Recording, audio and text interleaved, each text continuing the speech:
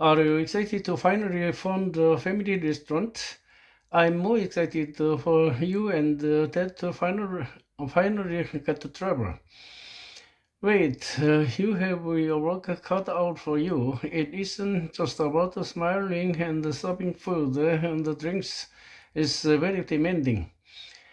I've worked here since I was 14 and I've done every job in the restaurant. Working here is one thing, but being the one who calls the shots is another thing. Don't worry, I've got a month to make sure I'm not in over my head. Did you talk to your father about your proposed change to the restaurant? I tried, but I couldn't get a word in Edgewater. He talks to me like I'm a child. He probably thinks your ideas are too expensive or they just won't work. Maybe if I choose one project to start with, he'll get on board with it.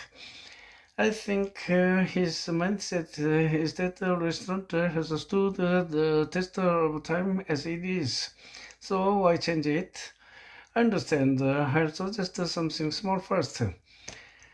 I know you're excited to take over the family restaurant, but your father and I have some concerns about your plans. Mom, I explained to Dad that I just want to freshen up the place.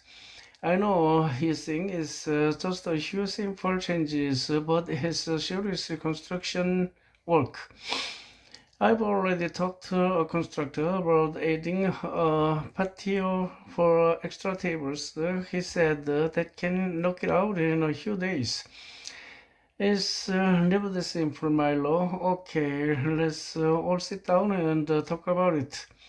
Milo, I like the changes you're making to the menu. Your father even said, why didn't think about that? I think those items will bring in customers who won't normally come to steakhouse. Vegetarians and vegans have a hard time eating out with their meat eating friends. Those bowls and the salad should change that. I've done my research and have my finger on the pulse of today's restaurant industry. I think your father is finally realizing that. Then he should be ready to pass the torch soon. Well, after working in and seeing this place running like a well-oiled machine, I feel better. The good weather and the new patio brought customers out in droves. Would you be interested in hiring me as a hostess a few nights a week? Are you trying to find a way to keep an eye on me? No, I just want to work at the exciting new restaurant in the neighborhood.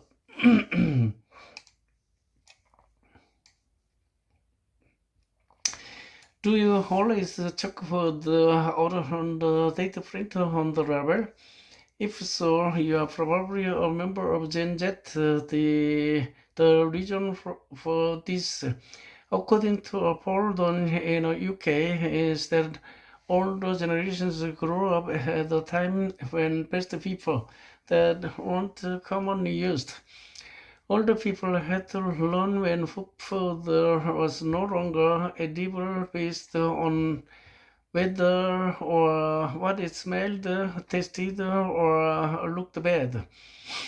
The further back we get away from this so-called expiration date, the less food was rested. In fact, honey, which never truly goes bad, is required to have an expiration date on the label in some countries.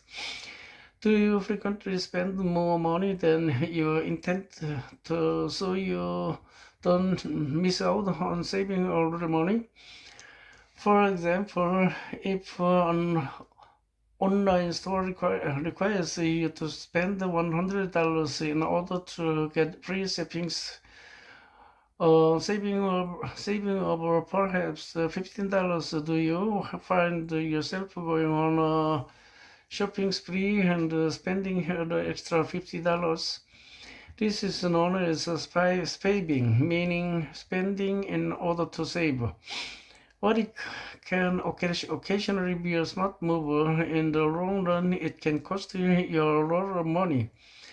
These perks, the stories of don't cost them anything, since they are generating more income. Do you mess carefully before you fall for these common retail tricks? Do you think you have what it takes to be a spy for the CIA? If you are smart, physically fit, good with languages, and a little bit sociopathic, you might be just what they are looking for. You read that rest quality correctly, while the CIA doesn't recruit for sociopaths. They do seek out people with sociopathic tendencies who are willing to manipulate others and do what it takes to complete the mission. True sociopathy is almost impossible to control, so the agency does its best to avoid them. Those who show some sociopathic tendencies are the ones who rise through the ranks and become leaders in the agency. Chocolate and Valentine's Day go hand in hand, but as climate change breaks havoc on the regions that grow cocoa in the source of chocolate, the heart-shaped box of Valentine's chocolate could be in the danger. Higher temperatures and irregular rainfall put those regions on the threat, as the climate for growing cocoa is very specific. 4 countries in West Africa grow 70% of the world's cocoa in the past decade. Those countries have seen a rise of around 21 days a year with temperatures of 32 degrees Celsius. If this trend continues, scientists believe we may be heading toward a cocoa crisis, affecting not only chocolate consumers but everyone involved in growing it. We've all heard the saying, laughter is the first medicine, but in this era of high rates of depression, laughter may be the best alternative to expensive and risky antidepressants.